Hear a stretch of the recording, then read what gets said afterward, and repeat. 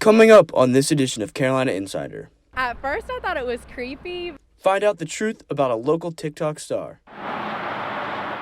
Then see what parts of Columbia roadways are changing. But first, the search for UofSC's president continues. Carolina Insider starts now.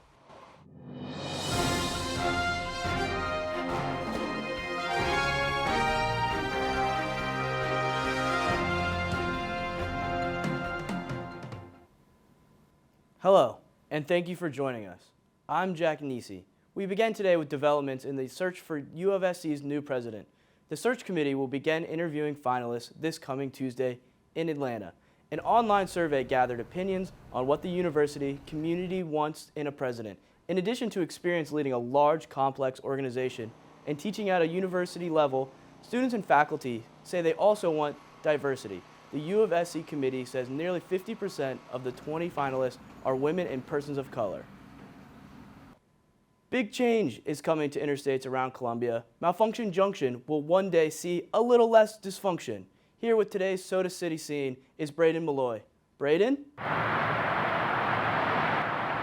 Jack, you along with the 134,000 daily drivers in Malfunction Junction can finally breathe a sigh of relief, as this past Monday the Carolina Crossroads project broke ground across portions of I-20, I-26, and I-126. Construction on the junction will span 14 miles and be broken into 5 phases, with each phase beginning production every 2 to 3 years, and completion expected to come in 2029.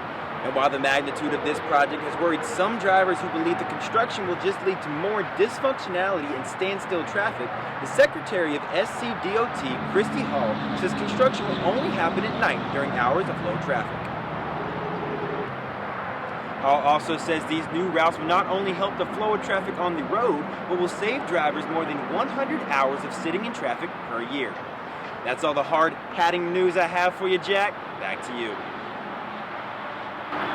Federal money for America's ports could help both regional ports and holiday shoppers. This week, the Biden administration announced plans to pay for tentative upgrades to U.S. ports in the next 90 days.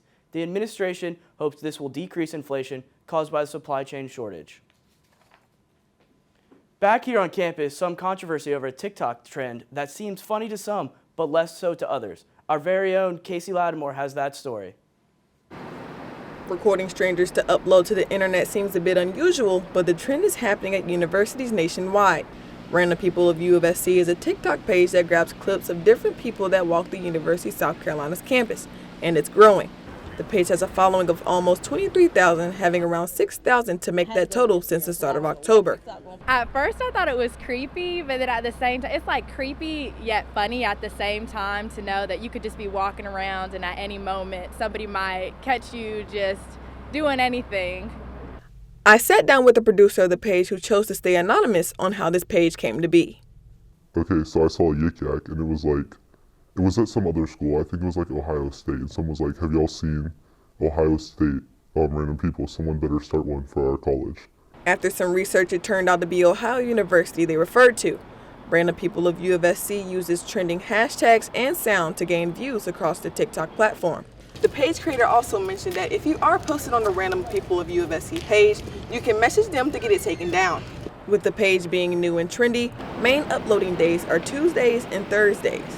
I do kind of want to step it up. I try to do like at least like 2 or 3 a week now. I was doing like 2 a day when it was like booming, but I still see myself doing that for sure. Whether you're stepping up to campus for class or leaving to go home, you may be the next to be featured on Random People of UofSC. For Carolina Insider, I'm Kaci Latimore. Finally, a few ideas for this weekend in today's Carolina calendar. Miss Gamecock pageant is this Saturday at 6 in the Russell House Ballroom. Tickets are free for students and faculty, but others can purchase them on the Eventbrite website under Miss Gamecock 2022. The men's basketball team will be on the road this weekend playing in the Asheville Championship Tournament. They'll play Princeton tonight with a tip-off at 9:30 and will either play Western Kentucky or Minnesota depending on the outcome of the game. The women's team will also be on the road as they play South Dakota tonight at 7 p.m. Coverage for tonight's game will be available on ESPN News. Tickets for The Lion King are now available for purchase. The famous Broadway show is coming to the Kroger Center from March 23rd to April 3rd, 2022.